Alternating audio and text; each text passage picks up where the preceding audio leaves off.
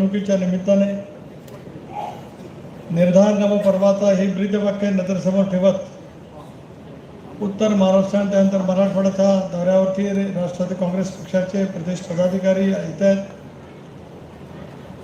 आजच्या या बैठकीच्या निमित्ताने ज्याने आता नुकतंच आपल्याला संबोधित केलं की पक्षाचे राज्याचे नेते आमदार धनंजयजी मुंडे कार्यक्रमाच्या निमित्ताने या ठिकाणी आवर्जून उपस्थित असलेले विजयसिंह पंडित, विक्रमजी काळे, रुपालीताई चाकणकर, माझे ज्येष्ठ आणि वरिष्ठ सहकारी श्री बाळासाहेब वाजवे, दुर्दैवाने ज्यांना या निवडणुकीमध्ये आम्ही यश प्राप्त करून देऊ शकलो नाही ते योगेशजी क्षीरसागर, ज्यांच्या वडिलांपासून दीर्घकाळ माझा राजकारणाशी संबंध आला ते माजी आमदार संजयजी दौंड. राजेश्वर, तुम्ही किती धनंजयच्या बाजूला बसलात तरी माझ्याशिवाय तुम्हाला पर्याय नाही. असे जिल्ह्याचे अध्यक्ष राजेश्वर चव्हाण, माजी खासदार आनंद परांजपे, युवकांचे अध्यक्ष सूरज चव्हाण, लतीफबाई तांबोळी, ओबीसी सेलचे माझे कर्तव्यकार अध्यक्ष कल्याणजी आखाडे, सामाजिक न्याय सेलचे अध्यक्ष सुनीलजी मगरे, ज्यांच्या वडिलांपासून माझाही दीर्घकाळचा परिचय राहिला ते रमेशजी आडसकर, ज्यांची आता राष्ट्रवादी युवक काँग्रेसचा बीडचा अध्यक्ष म्हणून मी अधिकृत घोषणा करते ते वैरामजी गवते, महिलांच्या अध्यक्षा प्रज्ञाताई खोसरे, फारुखजी पटेल, अंबर नायकवडी, विठ्ठलजी सानप, राजकिशोर उर्फ पापा मोदी, बरोबर बोला ना,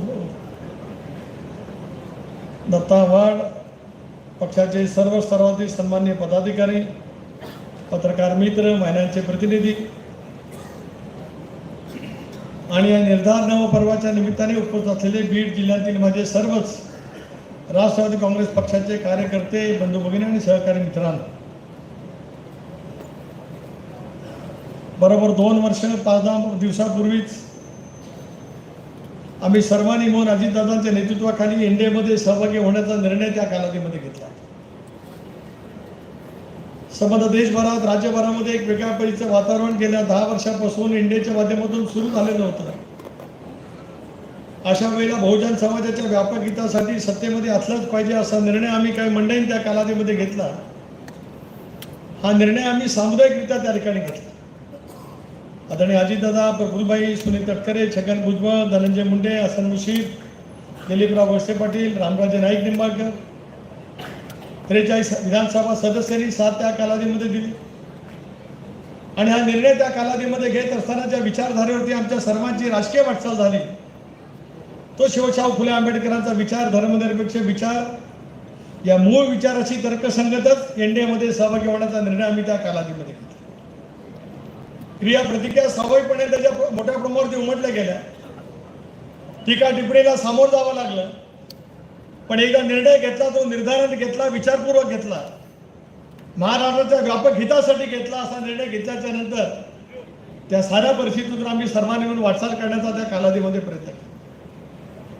लोकसभेच्या निवडणुकीच्या वेळेला जवळ आल्या, निवडणुका लागल्या, त्याला देशभरामध्ये एक वेगळं वातावरण निर्माण केलं गेलं की पुन्हा एकदा देशामध्ये नरेंद्र मोदीच्या नेतृत्वाखालचं एनडीएचं सरकार आलं तर भारत रत्न गड्ड्याचे शिल्पकार डॉक्टर बाबासाहेब आंबेडकर यांनी दिलेली घटना रद्द केली जाईल. स्वाभाविकपणाने आंबेडकरी चळवळीची श्रद्धा असणाऱ्या प्रत्येकाच्या मनामध्ये शासनकता निर्माण झाली. आदिवासी बांधवांना सुद्धा त्या कालावधीमध्ये वाटलं की डॉक्टर बाबासाहेब आंबेडकरांनी आपल्याला घटनेमध्ये आरक्षण दिलंय, की घटना रद्द झाली तर आपले आरक्षण दिलं जाईल. अल्पसंख्याक समाजाच्या मनामध्ये असुरक्षिततेची भावना निर्माण करण्यामध्ये तथाकथित इंडिया आघाडीला मोठ्या प्रमाणावरती यश मिळालं. काश्मीरपासून कन्याकुमारीपर्यंत पसरलेल्या या देशाच्या कानाकोपऱ्यात हा खोटा अपप्रचार बिंबवण्यामध्ये विरोधकांना त्या कालावधीमध्ये यश आलं. देशामध्ये सुद्धा त्याचे पडसाद मोठ्या प्रमाणावरती उमटले.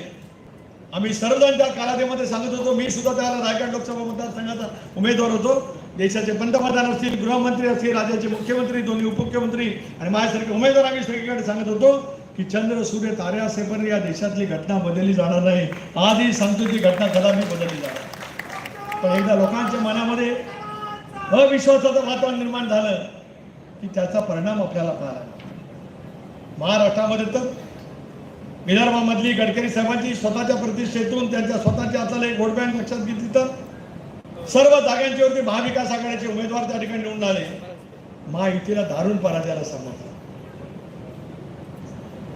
पश्चिम महाराष्ट्रामध्ये सातारा आणि मोहोळ या दोन जागा, सातारा आणि पुणे या दोन जागा वगळता सर्व जागांच्या वरती त्या ठिकाणी इचलकरंजी जागा वगळता महाविकास आघाडीचे उमेदवार.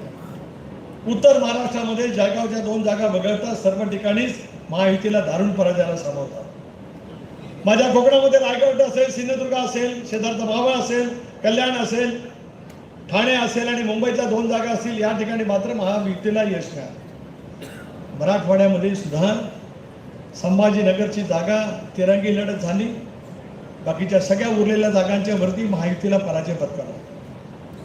बीडमध्ये असलेला उमेदवार महायुतीच्या पंकजाताई मुंडे या सुद्धा एक सक्षम उमेदवार होता.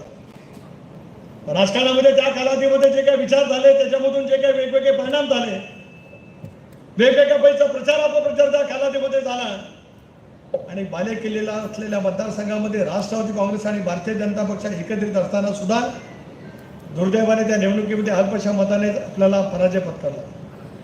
शल्य आणि दुःख प्रत्येकाच्या मनामध्ये राहतं. जसं योगेश क्षीरसागरांच्या मनामध्ये राहतं, ते योगेश पुरता सीमित नाही. पक्षाचा प्रमुख म्हणून माझ्यासारख्या कार्यकर्त्याला सुद्धा त्याच्याबद्दलच्या एक भावना निश्चितपणे त्या ठिकाणी आहे. त्याच्या धुमात असं काय कारण.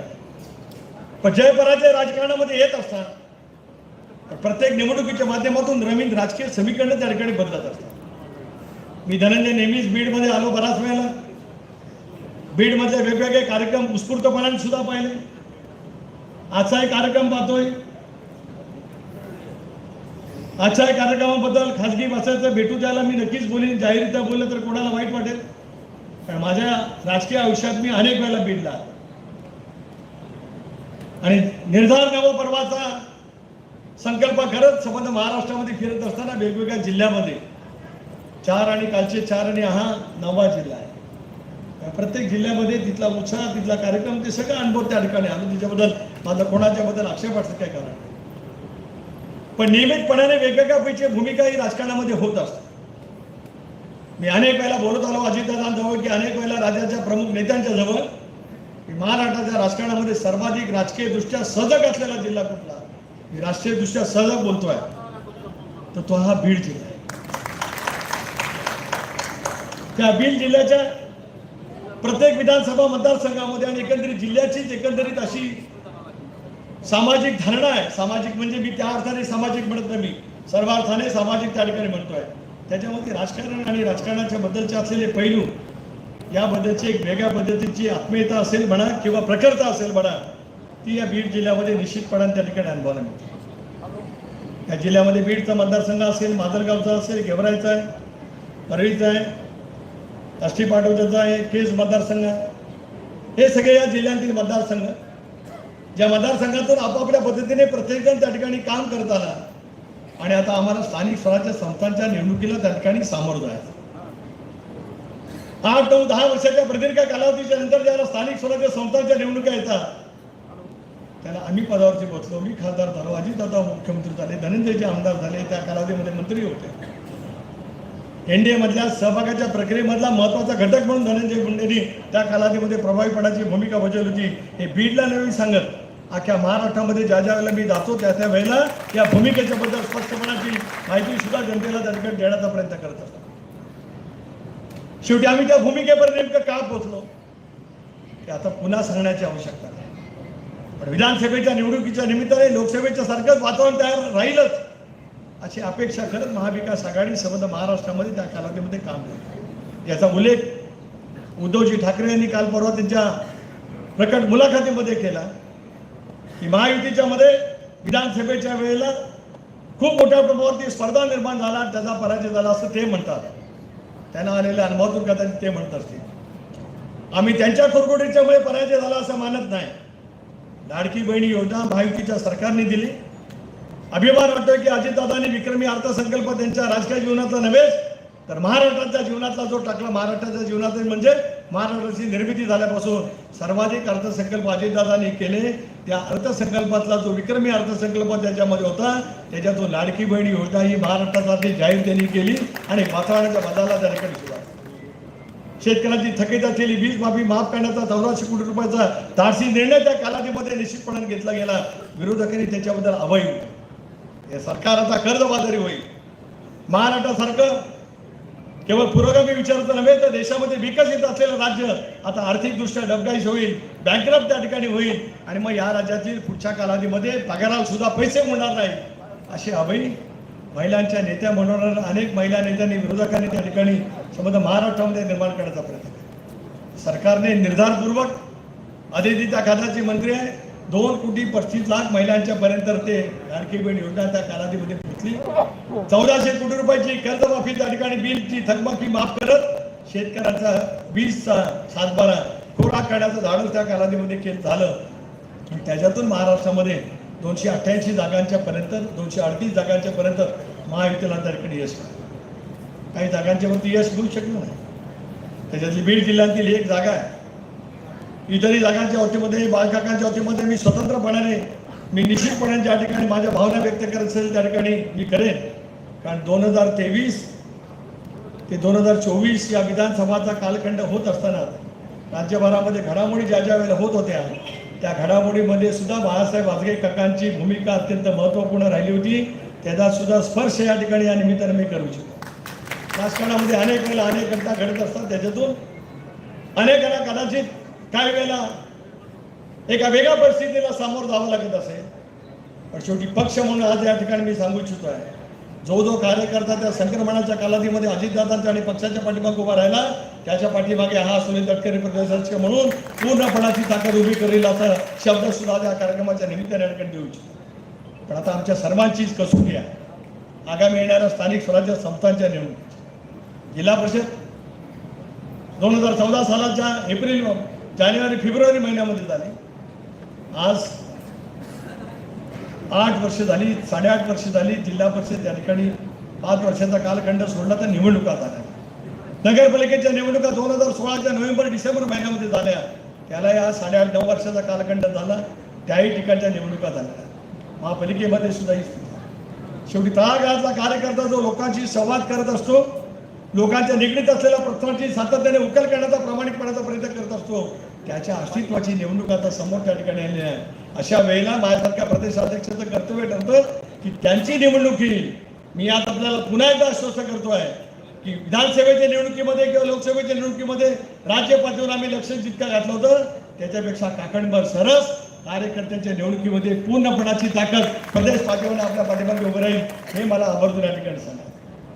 पण शेवटी या जिल्ह्याची राजकीय परिस्थिती नेहमी वेगळी आहे. इथे अनेक वेळा जिल्हा परिषद ताब्यात आली बहुमताने आली असं नाही. 2-4 मताचा आहे आधीमध्ये कधीतरी फरक होत गेला. काही वेळेला आले असेल, काही वेळेला इकडे तिकडे होत गेला असेल. कुणी तिकडे माणसं दिली, कुणी इकडे दिली, कुणी तिकडे दिली, कधी इकडे झाली. राजेश हसते त्यांना वाटलं मला काय माहितीच नाही. यावेळेला मात्र एका वेगळ्या पार्श्वभूमीवरती आपल्याला सामोरं आहे. मला वाटलं असतं तर मी आज प्रश्न विचारू शकतो की बीडमधले इथं किती आहेत मतदारसंघातील, माझ्यामध्ये इथे किती आलेत विचारू शकतो, गेवराईमध्ये किती आलेत विचारू शकतो, परळीमध्ये किती आलेत विचारू शकतो, केजमधले किती मतदारसंघातील आलेत विचारू शकतो किंवा आष्टी पाठातून किती आले ते विचारू शकतो. पण नाही, कार्यकर्त्यांना उघडं पाडणं म्हणजे नेत्याचं काम नाही. कार्यकर्त्यांना सोबत घेणं विश्वास देणं हे काम आहे. त्या कामातूनच मला संघटनेची बैठक उद्या कालावधीमध्ये जाते. पण विक्रमजी कुठे काय बेरीज वजा ते होत असते राजकारणात. त्याहीपेक्षा काय पद्धतीने तुम्ही सकारात्मक पद्धतीने विचार करत उद्याची भविष्याची वाटचाल करायची आहे ती करण्याच्या संदर्भातली भूमिका घेणं हे आपल्या सर्वांचं कर्तव्य त्या ठिकाणी ठरू शकतं. आज सकाळपासून बीड शहरातल्या किमान 5 ते 6 ठिकाणच्या सहकाऱ्यांना भेट देण्याची संधी मला आणि माझ्या राज्यपातळीवरच्या नेत्यांना त्या ठिकाणी मिळाली. कोणाला कुठं गेल्याला पसंत झाला असेल नसेल मला माहीत नाही. पण मी कार्यकर्त्यांच्यासाठी जागणारा आणि कार्यकर्त्यांच्या इच्छेला मान देणारा कार्यकर्ता असल्यामुळे ज्यांनी सांगितलं की आमच्याकडे 5 मिनिटं का होईना या त्या ठिकाणी जाण्याचं कर्तव्य प्रदेशाध्यक्षांना त्यांनी मी प्रामाणिकपणाने केलं. पण तिथे गेलं की त्यांचा आपोआप सन्मान वाढतो. तो सन्मान माझ्यामुळे वाढतो असं नाही तर संघटना त्यांच्यापर्यंत राज्यपालांची पोचली असा एक मेसेज त्यांना माणसामध्ये आणायचा असतो. ते देण्यासंबंधातली प्रामाणिकपणाची भूमिका त्या ठिकाणी. हा जिल्हा राष्ट्रवादी काँग्रेस पक्षाचं भक्कम बलस्थान असलेला जिल्हा आहे. आज पत्रकार विचारतील प्रकाश सोळंके काय नाही, त्यांनी मला काल फोन केला की त्यांच्या पत्नीचा आज वाढदिवस आहे. मला त्यांनी काल फोन केला संध्याकाळी, तुम्ही लावून दिला की कोणतरी लावून दिला, मला त्यांचा आला होता फोन, याने दिला. मी त्यांना लगेच सांगितलं की शेवटी तुमचा कौटुंबिक कार्यक्रम असेल तर तो अधिक महत्त्वाचा आहे, मला त्याच्यामध्ये काही हरकत असं काय कारण नाही. अमरसिंग सकाळपासून सोबत होते, आता काहीतरी अधिक महत्त्वाचं काम निघालं असेल म्हणून कदाचित ते गेले असतील, नाही मला माहीत नाही, पण ते ठीक आहे. पण पक्षाचे वरिष्ठ नेते आहेत, आम्ही दीर्घकाळ विधिमंडळामध्ये प्रवास केलेले सगळेजण आहोत. प्रकाश सोळंके असतील, अमरसिंग पंडित असतील, मी तर 95 पासून विधिमंडळामध्ये त्या ठिकाणी आहे. आणि त्याच्यामुळे या सगळ्यांच्या सोबत घेत त्यांचे विचार त्यांच्या मतदारसंघातील जिल्ह्याच्या संदर्भात असतील, राजकारणातले असतील, या सर्वांचा साक्षीदार असलेला मी असल्यामुळे बीड जिल्ह्याच्या या संवेदनशील राजकीयदृष्ट्या सगळ्यात असलेल्या जिल्ह्यामध्ये राष्ट्रवादी काँग्रेस पक्षाची भवितव्याची वाटचाल ही अधिक गतीने करण्यासंदर्भातली भूमिका त्या ठिकाणी घ्यायची. काय कारणाच्यामुळे अजितदादांना या जिल्ह्याचं पालकमंत्रीपद घोषवा आला किंवा ती जबाबदारी त्यांना त्या ठिकाणी घ्यावी लागली, पक्षाच्या बैठकीमध्ये ठरवून त्या ठिकाणी तो निर्णय झाला. अपेक्षा नक्कीच आहे अजितदादांच्याकडनं तुमच्याही स्वाभाविकपणाने, कारण महाराष्ट्राच्या राजकारणामध्ये गेले 30-35 वर्ष एक अतिशय उत्तम पद्धतीने प्रशासन कौशल्य, निर्णय क्षमतेमध्ये त्यांचा हातखंडा इतका विलक्षण आहे की त्या बाबतीमध्ये कोणाच्या मनामध्ये काय प्रवाद असू शकत नाही. संघटनेच्या कामाच्या बाबतीमध्ये सुद्धा योग्य पद्धतीने खबरदारी घेऊन काम करण्याचा त्यांचा सतत त्या ठिकाणी प्रयत्न राहतो आणि त्याच्यामुळे या जिल्ह्याच्या विकासाच्या कामाच्या संदर्भामध्ये ते अधिक लक्ष देतील असा विश्वास तुम्हाला आहे. तसाच प्रदेशाध्यक्ष म्हणून माझ्यासारख्या कार्यकर्त्याला त्या ठिकाणी वाटतो. पण तरी सुद्धा आपल्याला उद्याच्या भवितव्याची वाटचाल करायची असेल तर आपल्याला इथल्याच संघटनेने एकत्रितपणाने अधिक व्यापकतेने काम करण्याची आवश्यकता आहे. या जिल्ह्यामधली राजकीय समीकरणं ही कदाचित काय काय वेळेला मतदारसंघाने बदलली जात असतात. विधानसभा मतदारसंघासहित न्याय सुद्धा काय वेळेला बदलतात. काही वेळेला जिल्ह्याच्या राजकारणाचे सुद्धा कळत नकळत वेगवेगळे परिणाम अनेक निर्णय प्रक्रियेमध्ये सुद्धा होत असतात. पण शेवटी या सगळ्याची गोळाबेरीज राष्ट्रवादी काँग्रेस पक्षाच्या हितासाठी कशी होईल याचा प्रयत्न मी मगाशी नाव घेतलेल्या सगळ्या प्रमुख नेत्यांनी करावा, एवढीच माझी विनंती त्या ठिकाणी त्यानिमित्ताने. धनंजयना मी आग्रह केला, त्यांच्या तब्येतीमुळे ते बोलणार नव्हते, पण मी त्यांना संभाजीनगरपासून निमंत्रित केलं. याचा अर्थ ते मराठवाडापुरता सीमित नेते आहेत का नाही, पक्षासाठी ते महाराष्ट्राचे नेते कालही आहेत, आजही आहेत आणि उद्याच्या भविष्यामध्ये यशस्वीपणाने वाटचाल करण्याच्या दृष्टीतून अनेक वेळेला काही ना काहीतरी प्रश्नचिन्ह येत असतात. राजकीय आयुष्यामध्ये सुद्धा अनेक वेळेला चढउतार त्या ठिकाणी येत असतात. पण हिमतीने आणि आत्मविश्वासाने त्या साऱ्या गोष्टीला सामोरं जाण्याचं बळ दाखवलं. ते बळ व्यक्तिगत कारणाच्यासाठी नसतं, जो समाज दीर्घकाळ आपल्या पाठीमागे ताकदीने उभा राहत असतो त्या समाजासाठी ते सगळं सहन करण्याची ताकद आपल्याला घ्यावी लागत असते. कारण त्या समाजाच्या पाठबळावरती आपण त्या ठिकाणी समाज म्हणजे त्यांचा समाज नाही मी म्हणत, बहुजन समाज. तर अनेक वेळेला मगाशी योगेश बोलता बोलून गेले, ठीक आहे, काय असेल नसेल ते होत असतं. राजकारणामध्ये सुद्धा अनेक वेळेला वेगवेगळे प्रश्न उमटतात. मी ज्या मतदारसंघातून निवडून आणतो, मी गवळी समाजाच्या इथं 10,000 मतं आहेत.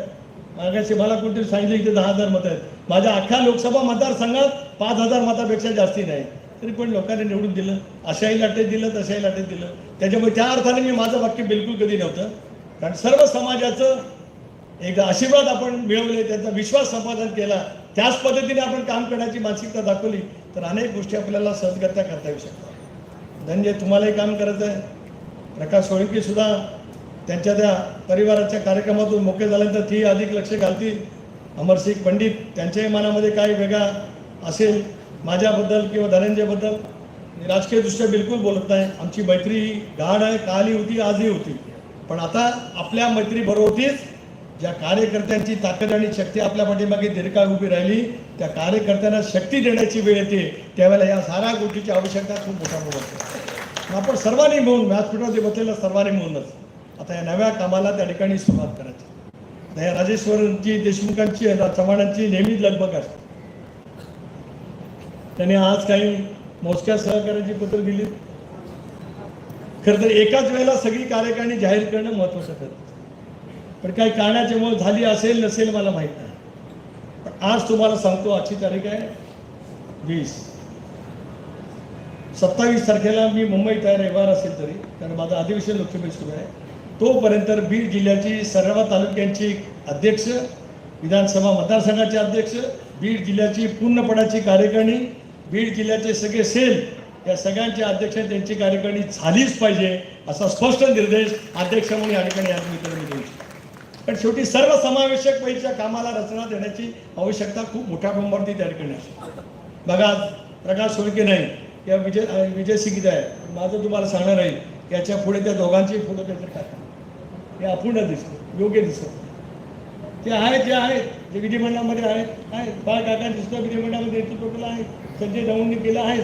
शेवटी या पद्धतीने आपण काम करण्याची मानसिकता दाखवली तर त्याचा फायदा पक्षाच्या उद्याच्या भवितव्याच्या कालासाठी अधिक महत्त्वपूर्ण त्या ठिकाणी ठरू शकतो. आणि म्हणूनच या कामाला गती आपण देण्याचा प्रयत्न करणं म्हणजे पक्षाच्या संघटनेची ताकद पूर्ण शक्तीने पूर्ण पाठिंब्याने उभा करण्यासाठी जिल्हाध्यक्ष म्हणून आपण मेहनत करताच, त्याच्यात माझ्या मनामध्ये काय शंका नाही, काय कारण नाही.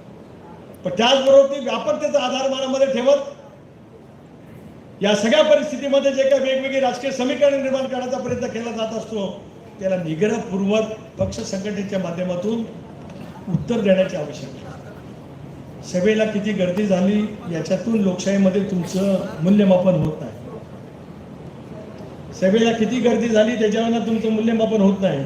तुमच्या पक्षाच्या जागा तुमच्या चिन्हावर किती निवडून आल्या त्याच्यावरती त्या पक्षाचं बारोमीटर मोजलं जातं. आम्हाला अभिमान वाटतो, मी अनेक वेळा बोललो की धनंजय मुंडे 1.25 लाख 1.5 लाखाच्या पदाच्या पेक्षा जास्ती मतांनी निवडून आले. मला अभिमान आहे राष्ट्रवादी काँग्रेस पक्षाचा अध्यक्ष म्हणून. तुम्हाला काय वेगळं वाटतं? 1,48,000 मी 1.5 लाख बोललो ना. तुमच्यापेक्षा मी 2,000 जास्ती टाकले.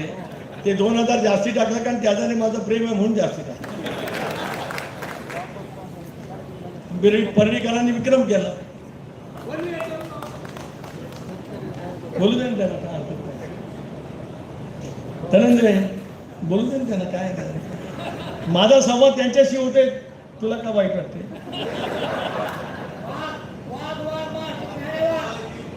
मला नाही.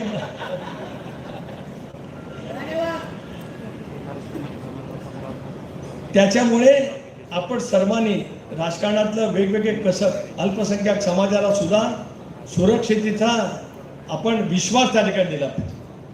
मागासवर्गीयांच्या मनामध्ये सुद्धा स्पष्टपणाची भूमिका घेतली पाहिजे. होय, मला या गोष्टीचा खर्चीचा अभिमान आहे. महायुतीच्या सरकारमध्ये असताना आजवरच्या इतिहासात राज्यामध्ये सुद्धा लोकशाही आघाडीचं सरकार होतं, ज्या सरकारमध्ये मी 15 वर्ष मंत्री म्हणून काम केलंय. त्यावेळेला जे निर्णय अल्पसंख्याक समाजासाठी घेतले गेले नव्हते ते निर्णय अजितदादांनी या महायुतीच्या सरकारच्या माध्यमातून घेतले. त्याचा सुद्धा आवर्जून उल्लेख या निमित्ताने मी करू शकतो. सारथी असेल, भारती असेल, मारती असेल, वेगवेगळ्या संस्था वेगवेगळ्या समाजाच्या त्या ठिकाणी आर्थिकदृष्ट्या निर्माण करत त्या समाजातील असलेल्या तरुणांना, माझ्या माऊलींना एक वेगळा परिचित नवीन दालन उभा करण्याचा प्रयत्न आज या राज्य सरकारच्या माध्यमातून त्या ठिकाणी केला जातोय. राष्ट्रवादी काँग्रेस पक्षाची नीती आणि नियत साफ आहे. धर्मनिरपेक्ष विचार, शिवशाहू आंबेडकरांची सामाजिक समता आणि कार्यकर्त्याला ताकद आणि शक्ती देणं याच विचारावरती आम्ही सगळेजण पुढच्या कालावधीमध्ये काम करणार आहोत. माझ्या महिला भगिनी असतील, तरुण कार्यकर्ते असतील, ज्येष्ठ सहकारी असतील, या सर्वांनी मिळूनच पक्ष आणि पक्षाच्यासाठी अधिक झोकून देऊन काम करण्याचा प्रयत्न केला तर अपेक्षित असलेलं यश नक्की त्या ठिकाणी. मी आपल्याला ही सांगू इच्छितो आहे, तालुका स्तरावरच्या समिती असतील, जिल्हा स्तरावरच्या समिती असतील, त्याचं वाटप कसं करायचं हे आता निश्चित झालेलं आहे. राज्य पातळीवरती अजून निश्चितीपर्यंत आम्ही पोहोचलेलो नाही आहोत. पण जिल्हा स्तरावरच्या ज्या शासकीय समित्या आहेत, तालुका स्तरावरच्या ज्या शासकीय समित्या आहेत, आनंद परांजपे इथे आहेत, त्या बैठकीला मला मदत करायला, मला आणि आसन मुश्रीफांना मदत करायला उपस्थित असतात. मी आता दादांना सांगेन की इतर जिल्ह्याचा पालकमंत्र्यांनी जर काही तशी सुरुवात केली असेल तर त्या निर्णयामध्ये जो काय रेशो ठरला त्या रेशोप्रमाणे या जिल्ह्यामधल्या सुद्धा शासकीय समित्या त्या ठिकाणी निश्चितच लवकरात लवकर नेमल्या जाव्यात, जेणेकरून काम करणाऱ्या कार्यकर्त्याला त्या समितीवरती जाण्याची संधी मिळाली तर त्याला सुद्धा जनमानसामध्ये गेल्याच्या नंतर राष्ट्रवादी काँग्रेस पक्षाचा कार्यकर्ता शासन दरबार जाऊन तहसीलदार असेल, BDO असेल, महाविद्यालयाचं कार्यालय असेल त्या ठिकाणी जाऊन आपल्या प्रश्नाची उकल करू शकत असेल. आणि म्हणूनच अधिक बोलून मी आपल्या सर्वांचा वेळ घेऊ इच्छित नाही. आता राजेश्वरजी आपल्याला सांगितलं की इतक्या कालावधीमध्ये हे सगळं पूर्ण झालं पाहिजे. आपल्याबरोबर जे या सेलचे अध्यक्ष असतील, महिलांचे अध्यक्ष असतील, युवकांचे असतील, नव्याचे नियुक्त झालेले किंवा इतरही काही पदाधिकारी असतील, या सर्वांनीच विशिष्ट वेळामध्ये तशापैकी नियुक्तीचं काम त्या ठिकाणी पूर्ण करावं. अजितदादांचा वाढदिवस 22 तारखेला. आम्ही सगळेजण नशिबवान आहोत की आम्ही सगळेजण एकाच महिन्यामध्ये जन्माला आले. ते अजितदादा ज्या महिन्यात जन्माला आले त्याच्यात 1 तारखेला विक्रम काळे, 10 तारखेला जुलैला मी, धनंजय मुंडे 15 जुलैला आणि अजितदादा 22 जुलै. अजितदादांचा 66वा वाढदिवस जनविश्वास सप्ताह म्हणून राष्ट्रवादी काँग्रेस पक्षाने साजरा करण्याचं ठरवलेलं आहे. आम्ही सगळे सहकारी अजितदादांचे आहोत, पण ते पक्षाचे नेते आहेत, राष्ट्रीय अध्यक्ष आहेत, ज्या नेतृत्वाबद्दल एक वेगळा विश्वास आमच्या सर्वांच्या मनामध्ये दीर्घकाळ त्या ठिकाणी राहिला आहे.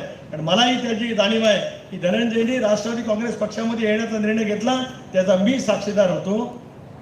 त्या निर्णय प्रक्रियेमध्ये अजितदादांचा सिंहाचा वाटा होता, हे या ठिकाणी मी सांगतोय. अतिशय प्रतिकूल परिस्थितीमध्ये धाडस धनंजय तुम्ही दाखवलं.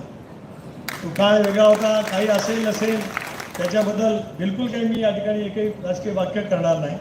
पण आज सगळ्या जडणघडणीमध्ये पक्ष आणि पक्षाच्या उद्याच्या भवितव्याच्या वाटचालीमध्ये आपण अधिक पद्धतीचं काम त्या ठिकाणी करावं.